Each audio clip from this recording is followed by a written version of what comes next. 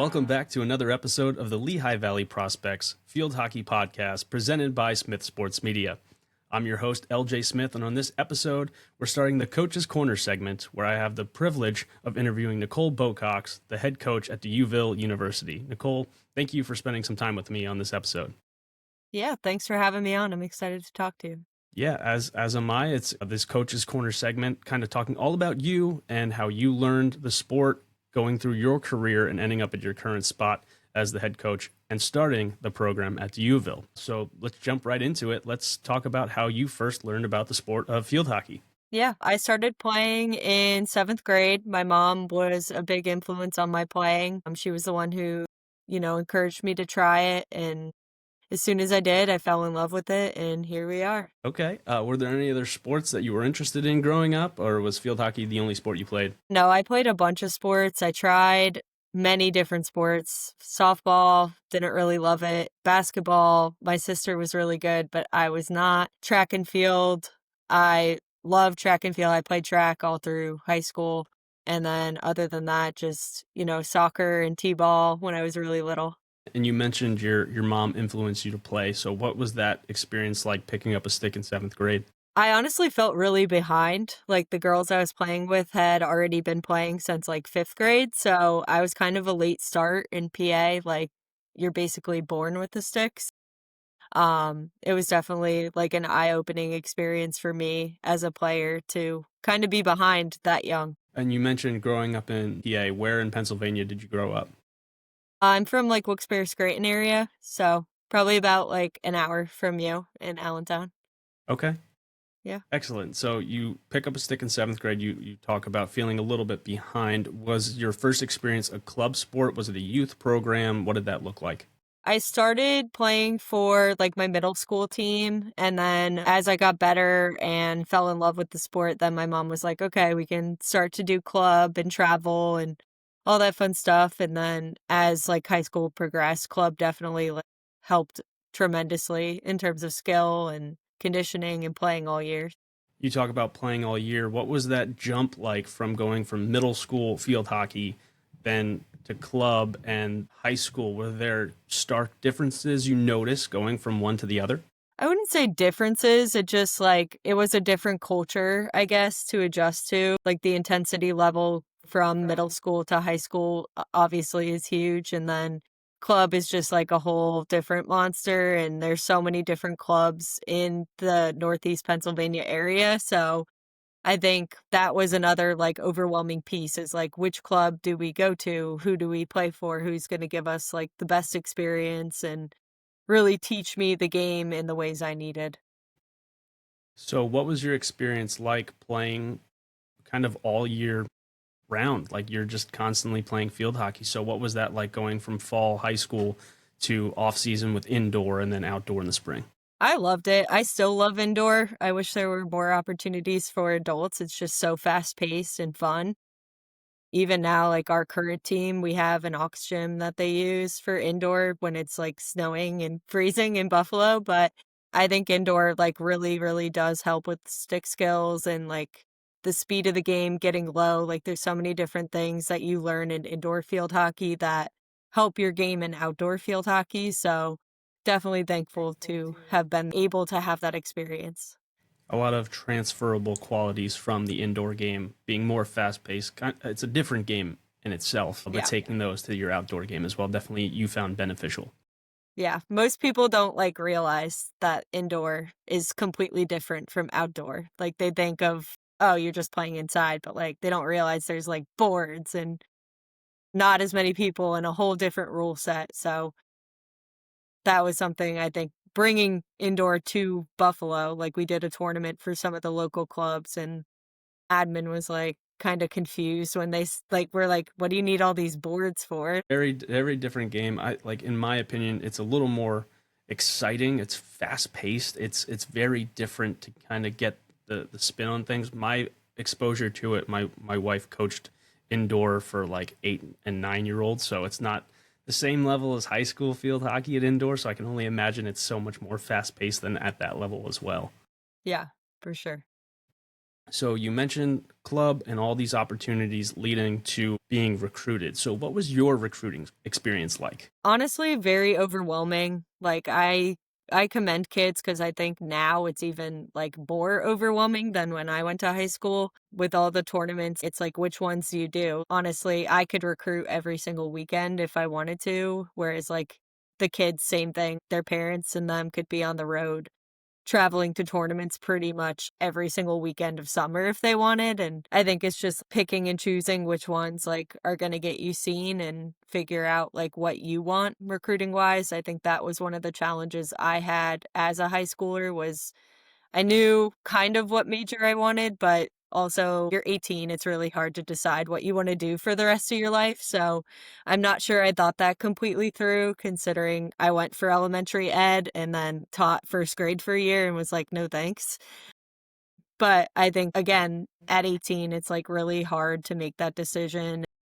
The school I picked, St. Francis University, I didn't really think about location that much. I was like, "Oh, it's Pennsylvania, it's not far from home," like, but it really is in, like, kind of the middle of nowhere. So that was, like, a challenge for me as well as a freshman.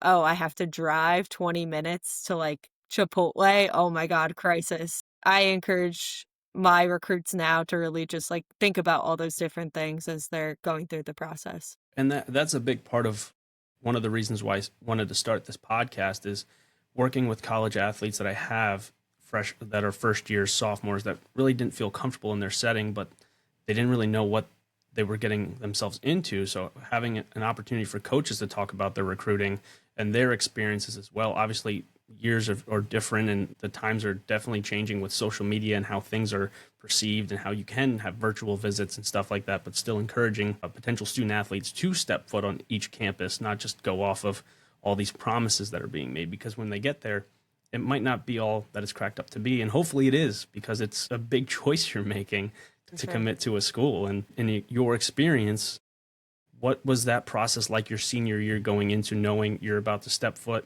on a college campus? It honestly for me didn't set in until like I was there. Like I think I was so like just focused on finishing high school and like doing my own thing that until I literally moved in, I was just kind of rolling with the punches. I'm like, okay, I'm committed, everything's all good, whatever. And then it's a whole reality check when you get there and you're like, how do I do this?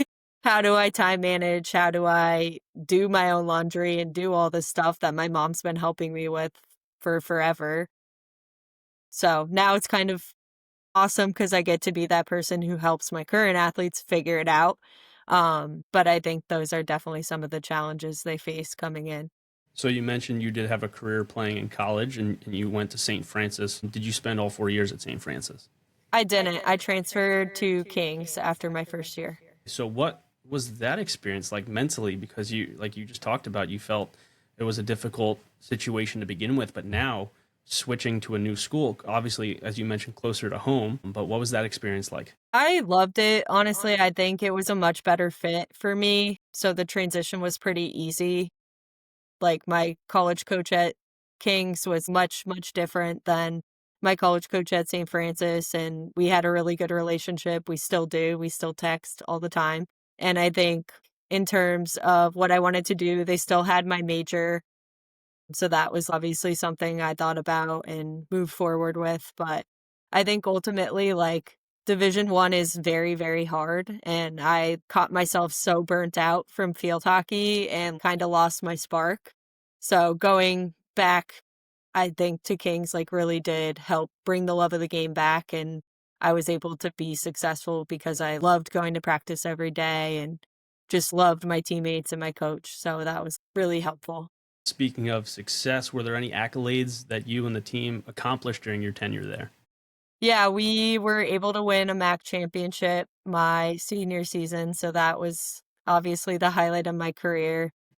Something we worked for those 3 years leading up to it, so something I still think about to this day. There's a couple plays from the game that run free in my head some days of, like, maybe a mistake I made or something positive I did, but I think as a team, that was amazing to do and something I want for all my teams to experience.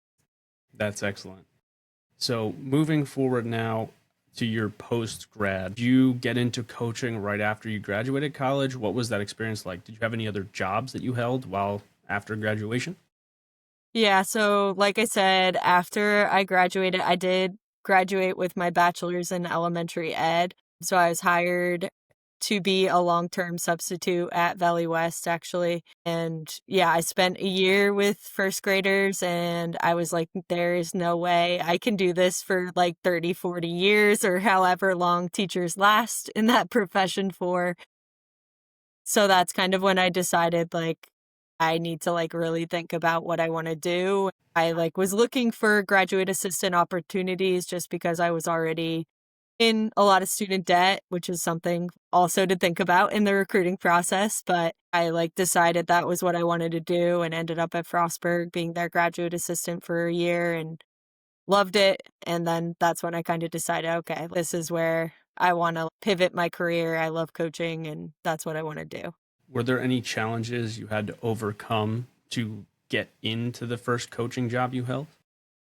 I think my first head coaching job, yes, definitely. It was, like, right in primetime COVID. All my interviews were over Zoom, and as much as I love virtual interviews, I feel like you don't really get to experience the full personality until you're in person, so I think that was something I struggled with, especially as a first-year head coach. I didn't really know what to expect in those interviews, so doing it over Zoom just added a whole other layer. But once I was able to get those in-person interviews, I feel like that really helped me. And where was your first head coaching stop at?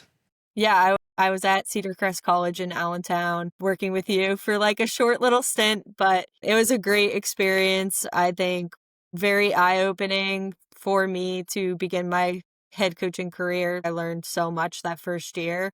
I got thrown into it, like, 2 weeks before season started, so we really just had to hit the ground running from the time I got there, and the athletic director, Alan, at the time was amazing. He was super helpful, and I knew I could go to him with any questions or literally anything, and he would help me, so it was great to have him as a supporter during that time.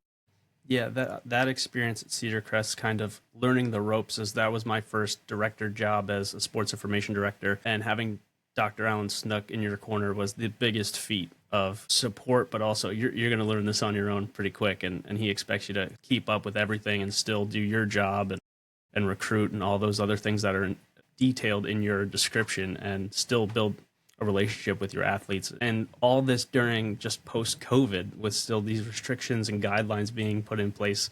I can imagine that being very stressful as a first job. Yeah, it was definitely a weird season, but now it makes every other season feel, like, really easy. Well, not really, but, Yeah. like, kind of. Yeah. I think, like, I don't have to worry about, "Oh, we gotta take their temperatures now," or, "Oh, we're gonna be wearing masks for this game." That was just, like, unreal experience to start my career. A whole different world that was Yeah. in that time span. So how many years did you spend at Cedar Crest? I was there for 2 seasons. And then where did you land after that? That's what brought me to DUville. So, I was always looking for Division II since that's where I started my career as a graduate assistant, and I loved D2, loved Frostburg field hockey, and Caitlin, the head coach there, did an awesome job, like, mentoring me and teaching me the ropes of not only Division II, but also, like, how to recruit and, the basics of pretty much every part of my job. So you make the trip up to Buffalo, Uville University, and you start the field hockey program there. So what was that like? Your first year being a head coach at a Division two school where you didn't actually get to play a game. Yeah, it was another weird year in my coaching career. I think seeing all the fall sports go that season, it was kind of, like, sad almost, like, just not that was, like, the first year in my entire existence pretty much since, like, 7th grade where I didn't have a preseason. So, it was just like, "What do I do with all this time?" And, yes, obviously, recruiting calls and tournaments, and I spent a lot of time doing that stuff, but there was still just so much free time. So I think I was finally this season, just thrilled to have athletes to work with. That's why I coach. I think the relationship side of the game is so important. And I love getting to know my players and seeing them go on after school to like be doctors or nurses or teachers or whatever they're doing. And not having a team, I didn't realize how weird of a year it was going to be for sure. So you spend that whole first year recruiting, building up for your first year as a program, and you had that season this past fall. What was that like stepping on the field for the first time as a Division II head coach with a brand new program? It was really exciting.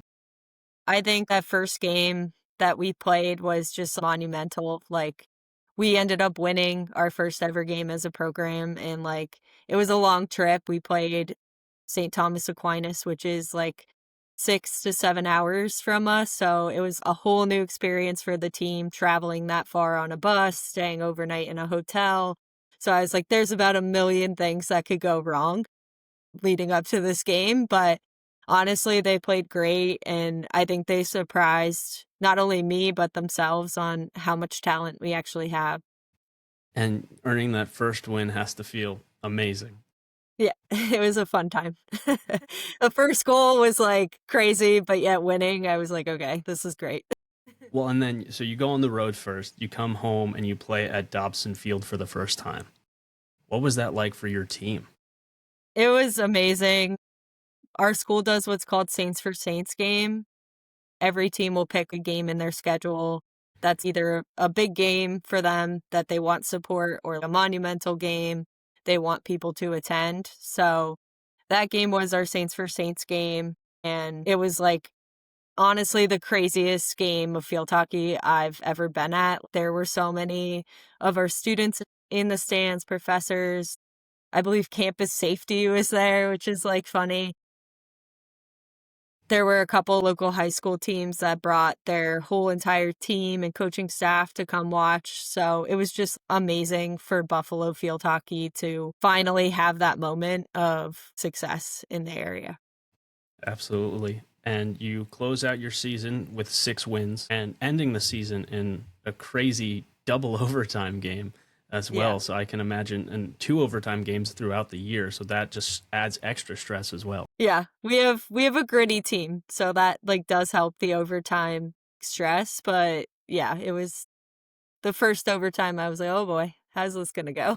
So you build this program, you complete your first season. What would your players describe your coaching style, describe you as a coach like? That's always a hard question for me. Recruits always ask, "What's your coaching style?" or like questions about that, and honestly, it really does depend on the team. Throughout the season, there's so many highs and lows, and I think like our coaching staff does a good job adapting to where the team is at. So if they need me to be harder on them at certain points in season, I'm going to be harder on them. And then if they need a little more love, then we're going to give them a little more love and fun, but just trying to support them the best we can and kind of change our style throughout the season. And I think that's key. You don't want to do like a cookie cutter coaching style because that's not going to work with every Yeah. athlete. So being able to be flexible and have those different ways of connecting, and that's where knowing the athletes that you're bringing into the program and being able to see what and when they need certain things, I think that's a huge credit to you as well, being able to do that. Now let's move into the recruiting side of things. I know we just talked about that because you spent the entire first year at the UVille doing that, but what are ways and that you and your staff interact with prospective student athletes? Yeah, I think it starts obviously the second we're able to, like June 15th just happened a couple weeks ago. So we are finally now talking to our 2027 class, which is really exciting because we've been watching them probably since 8th grade, 7th grade, some of them. And now we finally get to give them feedback, tell them we're interested in them, and start those conversations. So I always just encourage email. I think that's the best way to communicate with us. And do you do the recruiting primarily yourself, or do you have a staff that works with you to work as a cohort to get the job done? We work together. There's a lot of local club opportunities with tournaments and things like that. So when it's local, I do really trust our assistant coaches to go and, look for talent. And if they can get some recruits for sure. But if it's further away, I tend to do those just because it is a lot of travel and our assistants are part-time, so they do have full-time jobs, are full-time students, so it is a little bit harder for them to really buy into the travel and all that part, but they do the local any kind of camps, clinics, or anything we host there at, and coaching and getting to show recruits what they're about as well. And that leads right into my next topic and question. Are there clinics and camps that you as a program host? What type of recruiting events do you and your staff attend? Yeah, so we usually do a clinic pretty much every season, and I think that's been really helpful of getting kids on campus and getting to see what DUville is all about. And then we do like other clinics through different clubs or different high schools. Like this summer, we're going to Central Valley High School next week and then Sutherland High School next week. So we're hitting like two different parts of New York State to really just like get our name out there and let kids know we exist now. And then we work with different club teams. Like I've come to Pennsylvania and done clinics at Surge Field Hockey Club, Brave Field Hockey Club. So just trying to really get our name out there as a university, but also myself as a coach so that recruits know who to contact and everything. You have a primarily young team with being a new program with a couple of grad students and a senior that were on the team last year. Are there position groups you're looking to fill, or is it kind of let's get people into our program, learn our program, and be about our program? Yeah, I think it's a little bit of both. Like right now, I would say our forwards, we are definitely looking for forwards, but honestly, recruiting all positions, and we love players who can play multiple positions because I think with being a young team and not as big as a roster of some D2s, we're at 23, which is like not a small team, but we're like when you look at like Kutztown or Shippensburg, they have like 30 or more players. So we're not quite there yet. So just kind of looking for players who are willing to be flexible. If we ask you to go play mid, you're not going to be like a deer in headlights. You're going to kind of know what to do. So I think just like a little bit of both. Okay. What are the athletic expectations you have set for the program? I think they kind of know the standard now. Like their freshman year, it was a little hard, I will say. Like preseason, they didn't necessarily come in shape, but it's probably because they didn't know what to expect. Whereas like this year, you know how hard it is going into it. You know the teams we're playing. You know our schedule.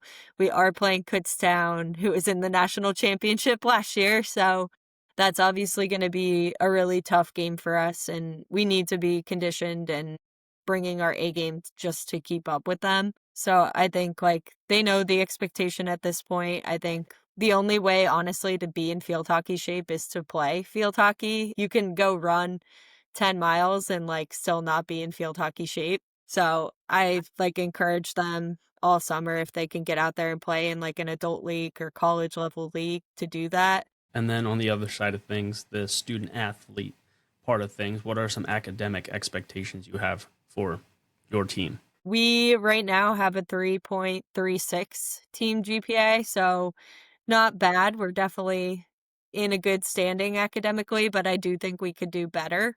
So I think this fall our team GPA goal is going to be around a 3.5. Okay, excellent. What are some of the values of the program that you look to instill into your athletes? Yeah, I think there's so many things in field hockey and sports in general that translate to real life. So just trying our best as a coaching staff to prepare them for the real world. It's not easy to go to your coach and ask, why am I not playing or why am I not playing as much as I thought? And having those difficult conversations. So we always encourage like, open communication with that. I think like being on time is always a big one for me. The team knows now. We had a little bit of a struggle at the beginning of last year, but they know now to be on time, if not early, to most events and classes and literally everything. So those different things that will play into their work environment one day. Like if you show up for work a half hour late, your boss can fire you. So I think just instilling those little lessons in our practices and in our everyday values really helps them in the real world. finally, as we get ready to wrap up here, what's something that separates your program from other programs? I think just the ability to play for a new program, honestly, like it's not something every athlete gets to say they did. And it's much bigger than just like growing a team. Like you're affecting Division II field hockey as a whole. We're a very small group of 35 teams. So to be able to start a new program and have that experience, I think it is really rewarding, even to see the success from this first year. Like, we're only going to get better. So I think it provides them with an experience that not every athlete in college gets to experience. And looking forward to this next season, what are some goals that you and the team have kind of put together to achieve this upcoming year? I think, like, for us, our biggest thing is always culture, especially as a new program. Like, yes, we want to go out there and win, but like ultimately, how do we do that? Like there has to be standards and expectations to win. You can't just walk out on the field and expect to win. So really just focusing on those different pieces of our program culture that like are going to tie to our success in the future.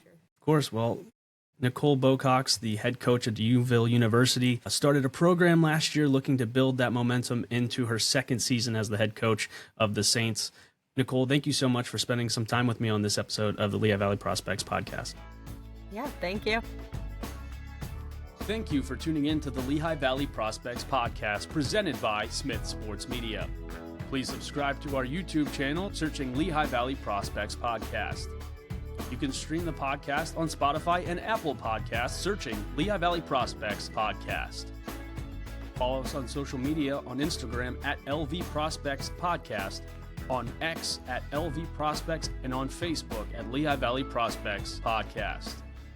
Until next time, I'm your host, LJ Smith, signing off.